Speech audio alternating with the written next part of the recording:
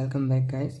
Last video में हमने देखा कि वेव फंक्शन कैसे डिराइव कर सकते हैं और आज का हमारा टॉपिक है श्रोडिंजर्स इक्वेशन टाइम डिपेंडेंट फॉर्म, यानी कि श्रोडिंजर ने जो इक्वेशन दिया उसका टाइम डिपेंड वाला फॉर्म। तो चलिए स्टार्ट करते हैं। Assume that the wave function Sai for a particle moving freely in the positive x direction is specified by psi is equal to a into e raised to minus iota omega T minus के x. ये हमने last video में derive करके देखा। अगर नहीं देखा है तो जाके देख लीजिए, आपको पता चल जाएगा कि ये कहाँ से आया है, जिसे हम इक्वेशन 1 दे देंगे। As we know omega is equal to 2 pi mu and K is equal to 2 pi by lambda.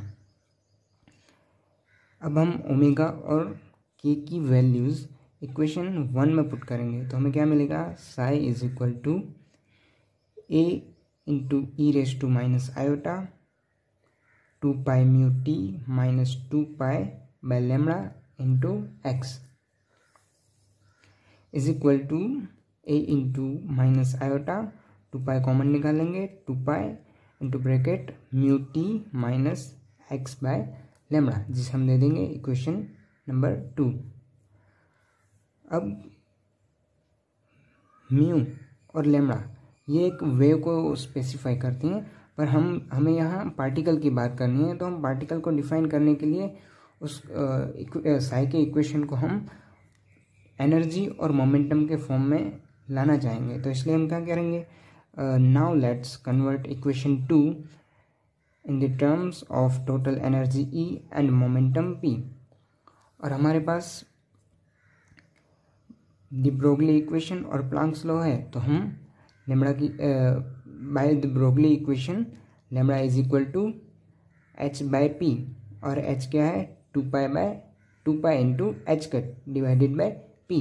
और प्लांक्स लॉ हमारे पास क्या है, E is equal to h mu, और h is equal to 2 pi into h cut. तो हमारा equation क्या हुआ, 2 pi h cut into mu. तो हमें म्यू क्या मिला, mu is equal to e by 2 pi into h cut.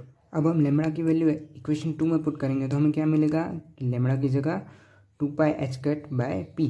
तो पी ऊपर आ जाएगा एक्स के साथ और 2 pi by h cut denominator में रह जाएगा, और म्यू की जगह क्या आएगा, mu is equal to e into 2 pi by e divided by 2 pi h cut.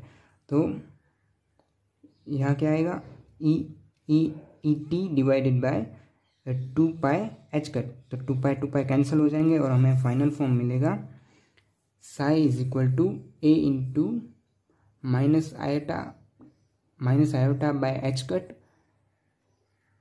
Into e t minus p x, जिसे हम कह देंगे इक्वेशन नंबर 3। तो इक्वेशन 3 हमारा उस वेव को रिप्रेजेंट करता है कि जिस पार्टिकल की टोटल एनर्जी ई और मोमेंटम पी है और वो पार्टिकल पॉजिटिव एक्स डायरेक्शन में मूव कर रहा है। अब हम क्या करेंगे कि हमें जो इक्वेशन 3 मिला उसको हम टाइम टी के साथ डिफ्रेंशिएशन करेंगे। तो हमें क्या मिलेगा, d psi by D t is equal to minus iota e divided by h cut into psi. कैसे मिला, तो हमें पता है कि ई रेस टू कोई भी पावर होती है उसका डिफ्रेंशिएशन होता है ई रेस टू एक्स खुद और एक्स का डिफ्रेंशिएशन अलग से।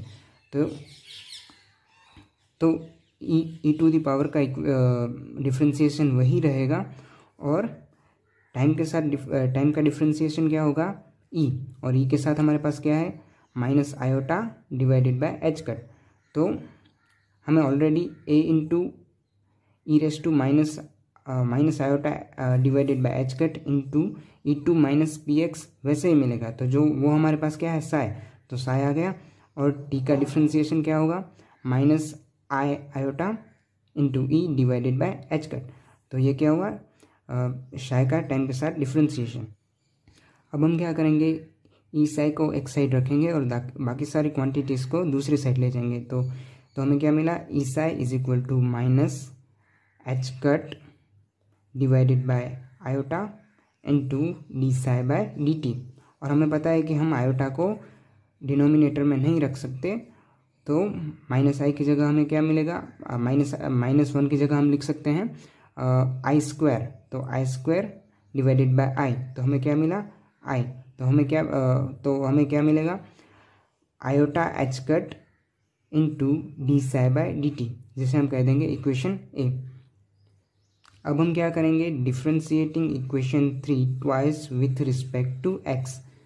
तो इक्वेशन 3 को हम पोजीशन एक्स के साथ 2 बार डिफ्रेंशिएशन करेंगे। तो हमें क्या मिलेगा, d square psi by d x square is equal to minus p square divided by h cut into psi. वो कैसे मिला, तो हमने ऊपर जैसे ही डिफ्रेंशिएशन किया उसी तरह इधर भी वैसे ही डिफ्रेंशिएशन करना है। तो हम इस स्टेप में भी यही करेंगे कि पी स्क्वायर साई को एक साइड रखेंगे और बाकी सारी क्वांटिटीज़ को दूसरी साइड ले जाएंगे। लेने के बाद हमें एजम्पशन लेना है कि स्पीड ऑफ लाइट की स्पीड से कम स्पीड पे जो पार्टिकल हैं उनके लिए एनर्जी क्या होती है, E is equal to P square by 2m plus u of x t. मतलब कि कोई भी पार्टिकल जिसकी स्पीड लाइट की स्पीड से कम है उसके लिए टोटल एनर्जी काइनेटिक एनर्जी और पोटेंशियल एनर्जी के सम के इक्वल होती है। तो अब हमें जो इक्वेशन सी मिला उसको हम साई से मल्टीप्लाई करेंगे। Multiplying both the sides of equation C by the wave function psi gives. तो हमें क्या मिला, E psi is equal to P square psi by 2m plus you psi, जिसे हम कह देंगे इक्वेशन डी।